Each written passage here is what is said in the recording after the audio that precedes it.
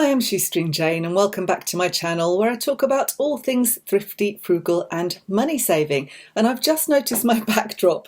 How professional is that? I've just done a pile of ironing and that's all ready to be photographed to go on eBay, but God knows when I'm going to have time to do that. I've got a really busy week ahead. I just thought I would do a day in the life. The day in my life didn't go quite to plan because I had to do some stuff for my parents, so I ended up giving you a really long car chat, and I apologise now for the filming. It's not brilliant. I don't have not a stand, you know, one of those things that fixes your phone in place in the car, because I don't really film myself in the car usually, so it all went a bit wrong. But anyway, we had a little chat in the car, so you might like to see that. What my plan had been was to do the shopping, and I was going to do some cooking and share some frugal recipes, so I'll have to do that another time. So it just became a day in the life of a frugal girl doing different things, trying to fit everything in, which is generally speaking what life is like, isn't it? Life gets in the way of your best laid plans, as they say. So anyway, here's the day in my life. This was Monday. As I speak to you, it's now Tuesday, and you will see this on Wednesday.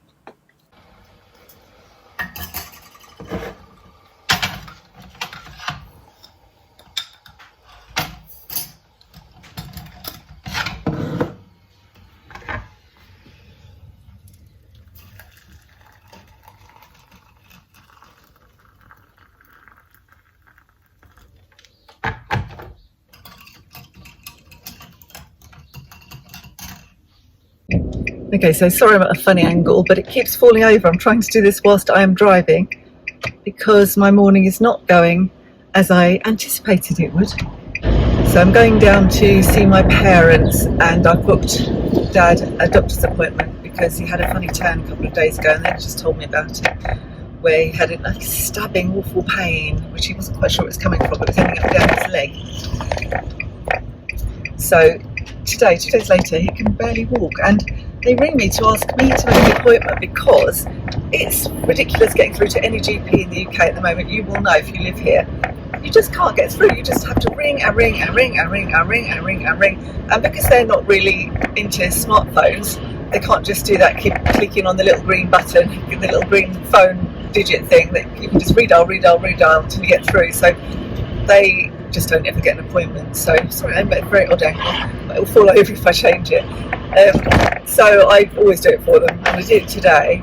But because his leg is so bad, he can't get, basically, which is just it's like 300 yards up the road to the doctors. He can't actually get there. Mum doesn't drive. She can't help him. She's also got funny legs still from when she fell over.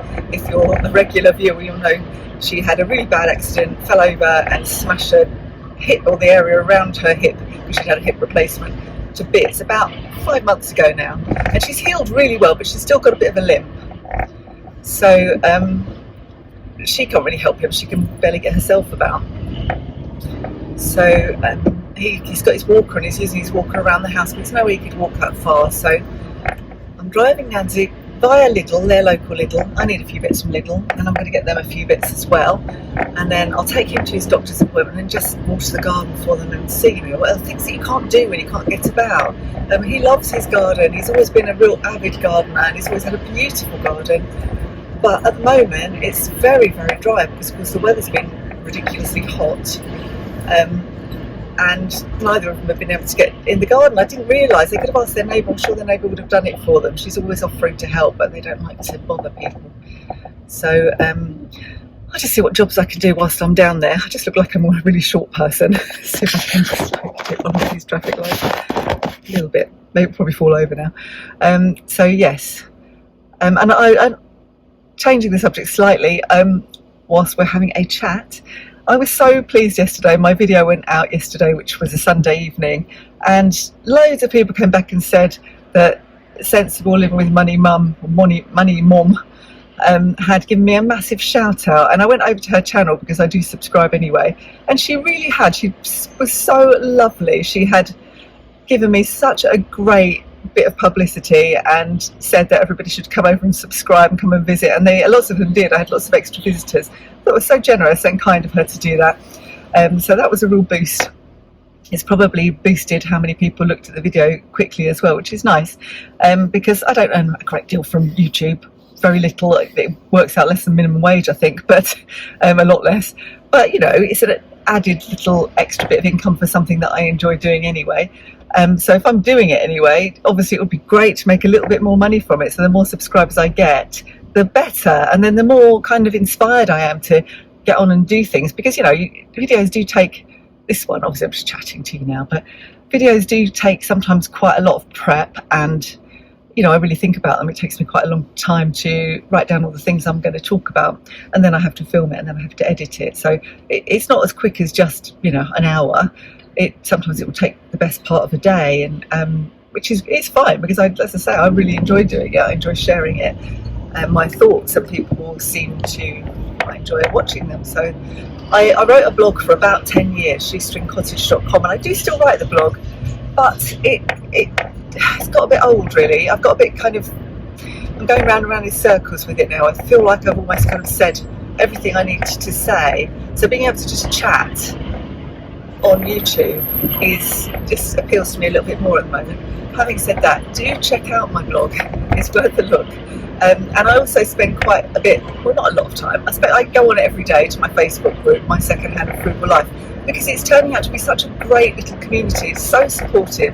I started it about a year and a half ago, I think, and I didn't really think it would be, I just thought, wouldn't it be nice to get a little community together. I was doing a second-hand year, entirely buying nothing but second-hand, and I thought, well, it would just be interesting to see if anybody else wants to kind of follow my progress and join in with their frugal tips and whatever they buy second-hand. And it really took off, and I've got about 16 and a half, nearly 17,000 members now, and mostly they're lovely. You get the odd troll, you get lots of people trying to sell you keto diets and saying, look, this is before and after, and they've just clearly stolen someone else's photos.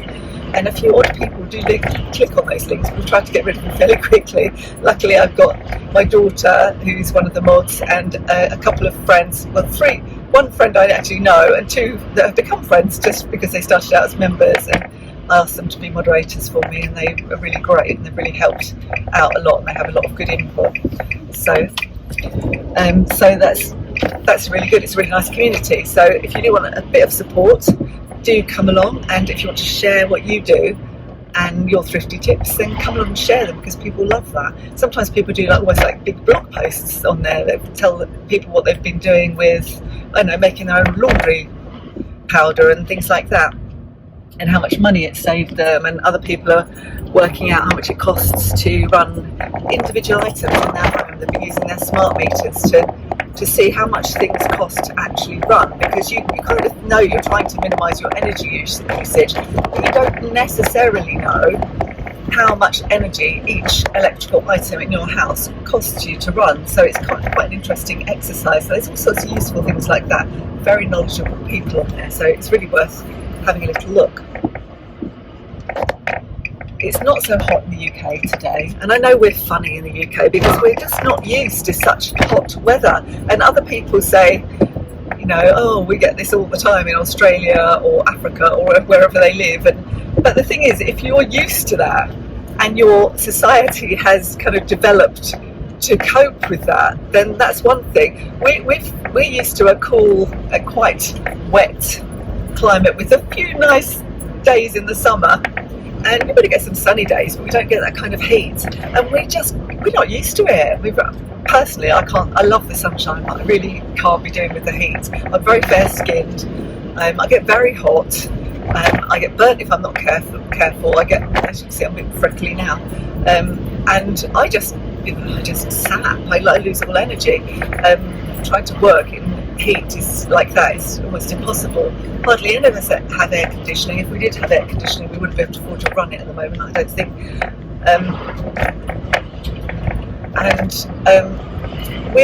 Our infrastructure is not built to cope with it. We have, like, the trains are having to go really, really slowly because sometimes the lines are melting, the roads are melting. It's just, you know, I think in other countries where they have heat all the time, they obviously build things differently. The houses are cooler, they're built to be cooler. Ours are built to be warm and cosy because mostly that's what we're worried about in the winter. It's actually cold. So, sorry, I went round a corner and you flew. Let's see if I can try and avoid that happening again. I'm about to go round a roundabout. What I was saying about infrastructure, ours just is not built to cope with heat. So obviously, if we have to face a lot hotter summers and warmer weather generally, then we're going to have to think about those things, aren't we, about changing things. Although, you know, generally as a species, and certainly our politicians, don't seem to have any vision at all about this. I mean, years and years, well, for years and years, I've been saying we're doing all this building. Why are we not making all of the homes super energy efficient, and all the new homes? That's an opportunity, isn't it? It's much easier to build new homes that are really energy efficient with things like solar panels on them and super glazing, triple glazing or whatever, than it is to retrograde, I don't mean that, to retrospectively make your home eco-friendly. It's a lot harder and more expensive, and sometimes you have limitations to what you can do, don't you? So, but it kind of drives me mad that there's nobody who has any long-term vision. They only seem to think about their next 4 years in government or getting into government. And we've got 2 potential prime ministers in waiting at the moment in the UK. They're in a fight for the prime minister job, and barely have heard any of them talk about climate. You think they're talking about economic growth, and I kind of feel like economic growth is what got us here in the first place. But anyway, back to my poor dad. Because this has happened a lot recently, that either he or mum have had to go to hospital via an ambulance, and because the NHS is under so much pressure, there's always a lot of waiting around when you're there. So I'm going to suggest to them that they make, like a pregnant woman, you make a hospital bag. You have a bag ready to go with things like a book, some change, some water. I mean, they might keep the water in the fridge, but something with a list on the bag to say, grab this, this and this, the charger, phone charger, grab the phone charger, grab some water. Maybe some of those, you know, you can buy those iced coffees, long life or iced coffees. I sometimes get them when I'm cleaning. I don't like to, you know, start helping myself in people's kitchens. Just to get a couple of those coffees, so that, you know, what happened to my dad last time is that he was there a long time in A&E and in the assessment place, and nobody offered him a cup of tea for, well, it was a long time. He was there for about 18 hours. I think he maybe was offered some water, but nobody offered him a cup of tea or anything to eat, and they just kind of left him. He didn't know what was going on. He's a bit deaf. It was really, really horrible experience. So this time, when the paramedics came, and after his funny turn a couple of days ago, they were trying to urge him to go to the doctors, to the hospital rather, and he just refused. And I don't blame him, you know, I don't blame him. It's not like the old days when you'd have a nurse looking out for you, making you tea and toast while you were waiting or whatever. I mean, I understand they couldn't give him food because perhaps he would have needed to have an operation, but if they thought he needed urgent surgery, then fair enough, don't give him anything to drink either. But he was just waiting, and he was clearly going to be there for hours, so they could have made him a cup of tea, you know, or they could have, even if they had volunteers there, you know, they could have somebody volunteering, just go and take some tea and coffee around for people that have been in A&E a long time. My daughter's friend recently, I don't know if I've mentioned this before, he fell off. He was on a building site and he fell off the roof, and he fell onto his arms, and he smashed up one elbow and he broke the other wrist. So he had no use of his arms, and he was in hospital for such a long time, in A&E, just waiting to be seen for such a long time, and nobody even offered him any water. He would have had to have somebody holding the water for him as well, because he couldn't do anything. He couldn't go to the toilet, he couldn't do anything, and they had nobody. They just left him, and that's terrible. And the day 2, when he was sitting there, I think he'd gone in overnight, he was still sitting there the next day. My daughter went in and insisted on going in and took him some supplies and some drinks and things, but otherwise he wouldn't have had anything at all. So I just think that's just not right, is it? That's a bit of the NHS they need to sort out. I'm aware that I'm not quite at a right angle at the moment, and amazingly it's trying to rain, which is brilliant because the ground is so dry. My garden's horribly dry. Well, let's hope it really takes off and becomes a good old couple of hours of rain. That's what we need. We don't need too much because it will flood. Anyway, it really is raining. I've got my windscreen wipers on. Hooray! Anyway, I think I'm falling off the edge of the screen now, so I'm going to leave it here. I'll come back to you a bit later on and let you know how I got on. Maybe I'll show you what I get from Lidl.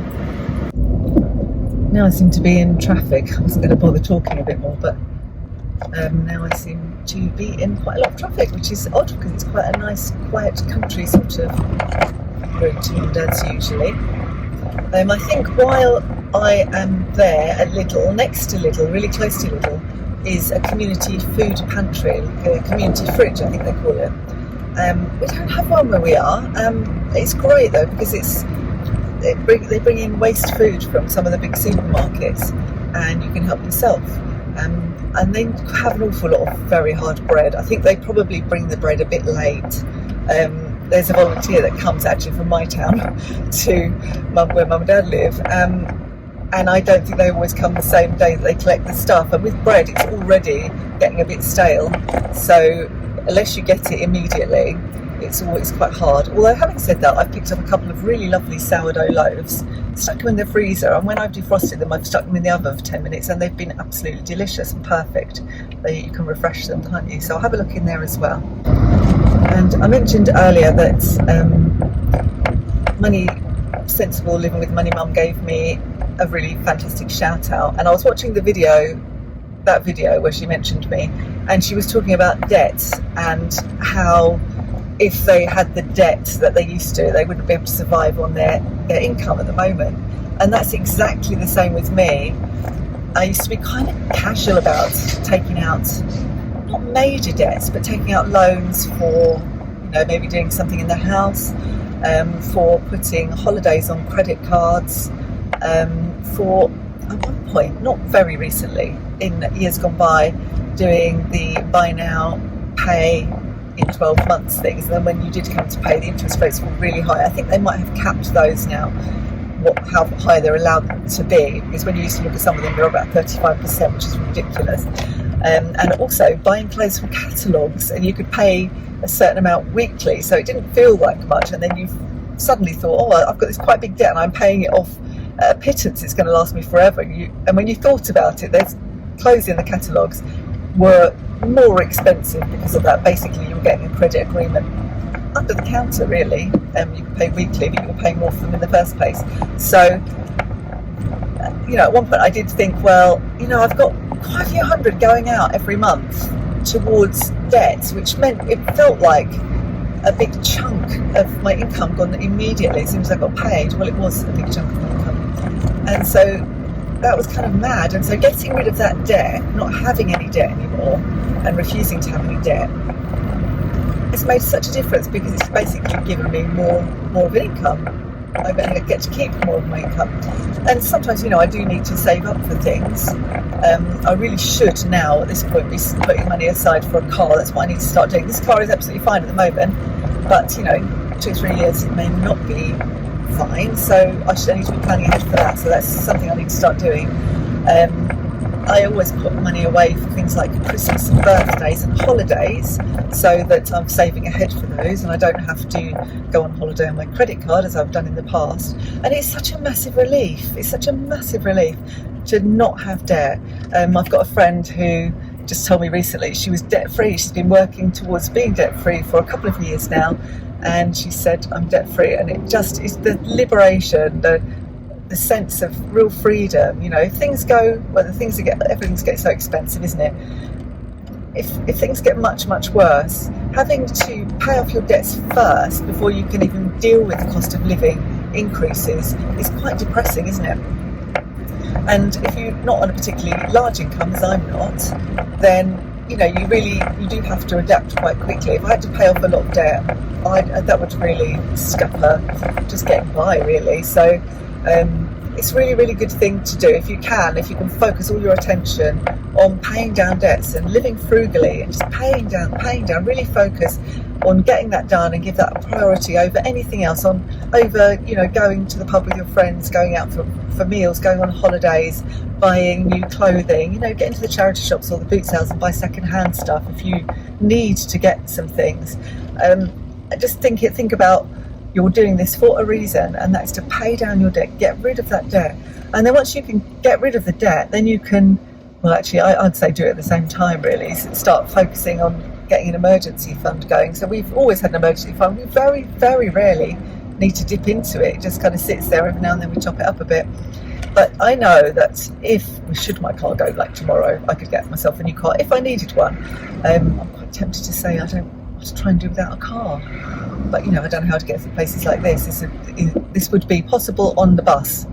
I'd have to get probably 2 buses, and it would be very slow, so it would take me a long time. So I probably wouldn't have got there early enough to take my dad to this particular doctor's appointment that I'm taking him to. So I could have done it. I could do it. It's not impossible, but it would be difficult. I don't know about the cost of buses. I think they're quite expensive. I know that trains are, because we do use the train from time to time. They're just ridiculously expensive. I said in my last video, and a few people agreed with me, that it's such a shame in the UK that we privatised our public transport, because it does mean now, at the point where we want people to get out of their cars and lower their carbon footprints, that for most people going on the train is prohibitively expensive. So, and I don't know, a lot of people I know do use buses for work and that kind of thing, but it does take a chunk out of their income. So I don't mind that. But you go some places like, I don't know, Amsterdam, for example, and their public transport is fantastic, and it's really cheap, and it's fast, and it's efficient, and it's clean, and it's just great. It runs at all times of the day and night, and it belongs to the state, so it's not being privatised. As soon as you privatise something, you've got to take a chunk out to give the shareholders their profits. Then it's going to be profits first, isn't it, really, before what's good for people or the planet. So it is a shame we've done that. I don't know how we can go back now. I think it would be too expensive and quite difficult. I don't think any government would try and tackle it, but they could subsidise it. Perhaps they could subsidise it a lot more, so that it would be affordable. If we do manage to move to our new house, there is on a train line. It's a village on a train line, which is fantastic. I've already said to Justin I'm going to start getting the train into town when I need to come to town, and see if Archie can come on the train as well. I've only seen guide dogs on trains, but I'm sure you can take dogs on trains, can't you? Some of you will be able to tell me that in the comments. I don't know what he will think about going on a train, but he's normally, he's pretty good. He's quite well behaved, and he's interested if there's people about. So I think he'll be okay. He might be a bit freaked to start with. I know my old Labrador Millie, she was terrified when we took her on a train, but it was a steam train, so we had to sit at the front just behind the driver, because that's where dogs tend to go. It was a steam train, so it was very noisy and very smelly. Your average train would be like that, so I don't know, I think you'd be alright. So that's what I would like to do, start using the train a lot more. I struggle with cycling because I'm really quite weak now because of fibromyalgia. I try to be fit, I walk a lot, but my legs, I feel really weak, and I can't cycle. I'd love to have an electric bike, that might be an option, but they're quite expensive, I think, so, but that might be an option. But even then, I'm quite scared of cycling in the traffic, because cars just don't seem to notice cyclists, or they feel that they shouldn't be on the road and kind of try and push them out of the way.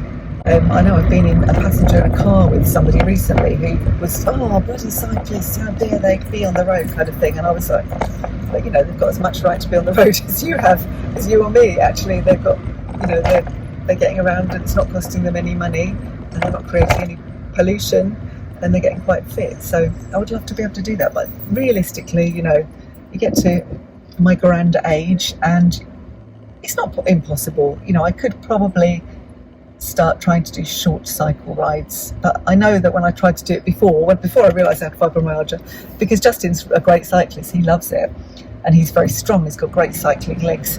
I couldn't keep up with him. He'd go up a hill, I'd have to get off and walk. And this was even when I was going to the gym, I was quite fit. I just don't seem to have the muscles in my legs, and I just got so tired. I was just going on the flat and my legs were burning, and I was thinking, that's not right, why is this happening? And I had no energy, and then I got the diagnosis of fibromyalgia, which kind of explained it.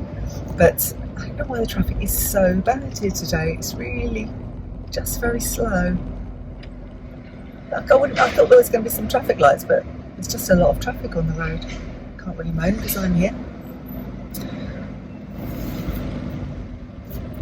And we did look out this way when we first started thinking about moving house, but it's quite expensive. That's not too bad. I mean, it's possible to get some houses. Most of the ones we liked were too expensive for us. It would have been near my mum and dad, which would have been great, but it would have been really far away from Justin's mum, and he has to take her to dialysis because she's got kidney failure 3 times a week, so that would have been really difficult. And I'd have been, you know, away from my daughter and the rest of the family that live near us now, so we decided that wasn't really feasible. And I think I'm finally, hopefully, getting there. And as I say, I'll show you what's in the community fridge and see if there is anything in there when I get there. We get a few bits from Lidl. I'm still not buying very much. I'm trying to keep the grocery bill as low as I can. But I have my daughters coming. 2 of my daughters don't live locally, and they are coming this weekend, so I need to get a bit of extra food in for them. It's all very well just living from the garden and from the pantry when it's just me, but they may get bored with eating ratatouille and courgettes every night, so I'll get some other bits as well. But they will be eating some courgettes. Believe me, we have a courgette glut and we're keeping on top of it. Tomatoes are coming next as well, so they look really good. We've had some really great cucumbers, but I told you before, I think one of these just got eaten by the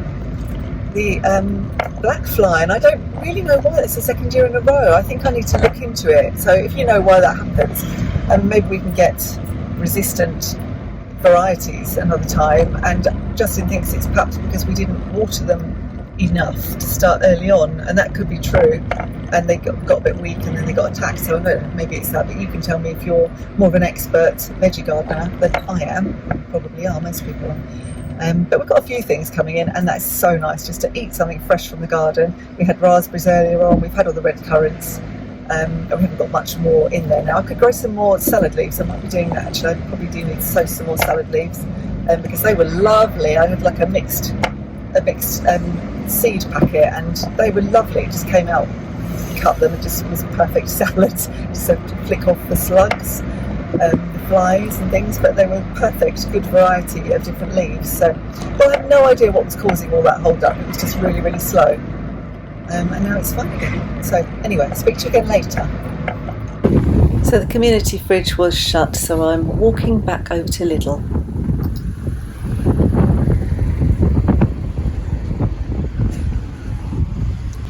Well, I actually picked up a decent Lidl £1.50 too good to waste, or whatever it's called, box today. I've got these strawberries. They're very ripe, but they're fine. I think if we eat those today and tomorrow they'll be okay.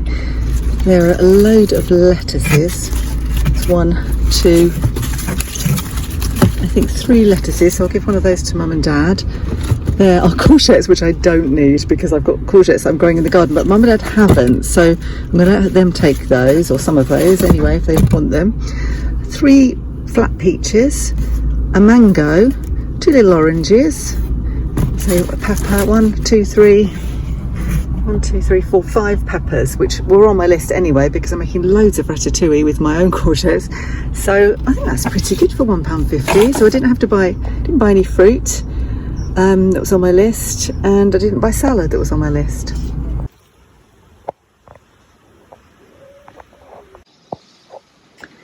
Just doing an emergency water on my poor old dad's garden. Everything's so dry. All his pots were just so dry, and he and Mum couldn't manage getting out to water them. Some of them have fallen over. So dry, all this stuff. He loves his garden. He's very fretting about it. This is all looking quite good though. It's not looking too bad in here. Some few tomatoes. That's a jungle. I'll water that next, and then I'll do the rest of the pots that are all over the garden. Okay, so Monday is normally my meal planning day, and it's Monday today. So I'm just going to show you what I'm going to have for the week, or we're going to have for the week. So Monday is yet again ratatouille, because we have so many courgettes, and I like it anyway, I love it. Ratatouille with rice and just a piece of baked chicken. Just a thigh or 2 thighs. Maybe put a little bit of seasoning on that, but just something easy, you know. Sometimes I have ratatouille and rice and cheese quite a lot, but I think I have some chicken tonight. Tuesday, it's going to be, again, quite simple. We have quite a lot of eggs, and for some reason we don't seem to be eating them as much as usual, so I'm just going to do omelettes. omelettes and chips and salad. And there'll just be cheese omelettes probably. So I've already planned this meal plan before I went and did my shopping. I'm writing this down on here to go on the fridge now, and I know that I've got the salad stuff. I've got them in my too good to get to waste box. So I'm going to have some salad on Tuesday. Wednesday, we're actually out at lunchtime, but I think it's just going to be kind of sandwiches and that kind of thing. We're going to Justin's sister's. So I've bought a ready-made quiche. So I don't know what we're going to want to eat later, if we're going to eat anything at all. But I thought if we do want something, then I've got the quiche. We've got more salad. We'll just have quiche and salad. And salad. And maybe if we're hungry, we'll have some potatoes with that of some description. So nice, simple dinner. Thursday. Now, on my meal plan a couple of weeks ago, I put goan fish curry, Simply Cook, and then didn't get a chance to eat it. I can't remember what happened now. I was out unexpectedly, so we haven't had that yet. So on Thursday, going to do the goan curry because I have fish in the freezer, and I have a Simply Cook mix with rice, and I've still got the poppadoms that I bought that are the type that you are supposed to fry. I showed them in a video a couple of weeks ago, and lots of people told me you can do those in the microwave. I've still yet to try those, so we'll do those on Thursday. My daughter, it will just be me and my daughter. Number 2 daughter will be here, so it'll just be the 2 of us for that. Friday, it will be 2 youngest daughters, possibly the oldest daughter as well. So I'll do a big, just tuna pasta bake. Tuna pasta bake with some salad if we have some left, and maybe some sweet corn, whatever else we've got lying around. I quite like, if I don't do a tuna bake, I will do a bake. I'll do just a kind of tuna pasta with a tomato sauce with black olives. I quite like that as well. Saturday, again, we're out at lunchtime, so again, I'm not quite sure what we will eat. So I bought, just to have in case we are hungry when we get back, a fajita kit from when I went in Lidl. So we might have fajitas. I've got loads of peppers. You will have seen them in my little box. Loads of peppers, so we could put peppers in those, onions, maybe some tomatoes, mushrooms. I've got some chicken breast as well in the freezer, so we'll have fajitas plus chicken and veg, and maybe we'll do some chips. Maybe we'll see how hungry we are, because again, it's difficult to know when you're out. You don't know exactly how hungry you're going to be later, but it's good to have something. And I'm not sure how many girls are going to be there again, but I can easily stretch that to 4 or 5. Sunday, I'm going to do a sausage tray bake, I think. So I bought some sausages in Lidl. And it's another opportunity to use some courgettes, some tomatoes, mushrooms, some more peppers, onions. I'll just roast them all up like Mediterranean vegetables, and just cook the sausages a little bit, brown them off, and then stick them in. I've done that a few times recently. It's very easy, quite nice and summery, and you can use all of those vegetables that are kind of plentiful and cheap at the moment. So a sausage tray bake. Again, not quite sure exactly who will be here, so at what time, so people can come and go and take that as they want. There's a possibility as well that we're going to go to the seaside with my parents in the day if the weather's nice. So again, that's going to be something easy to do when we get back. So that's the meal plan for the week. Ratatouille and rice with baked chicken, omelettes and chips and salad, quiche and salad and potatoes, goan curry, that's a fish curry with rice and poppadoms, tuna pasta bake with salad, fajitas with chicken and various types of veg, and a sausage tray bake again with lots of different veg. So that's the meals for the week. Look at this first little red tomato outside. These are the plants outside. They were just excess plants that I shoved by the patio, and they're actually ripening first. So that's nice. Got a good pile of courgettes, but this one was hidden. I forgot about it, but it's done that thing where it really gets fat one end and stays thin the other, and this one's done it as well. I think it's a lack of water, but I have been watering them, so I don't really know why the others look good. But anyway, they're perfectly usable still. So plenty of courgettes for my meal plan this week. So that was my day. I really do need to try and fit some gardening in. Justin did a load yesterday morning, but mainly did the lawn and cutting things down and trimming stuff. The greenhouse needs sorting out a little bit.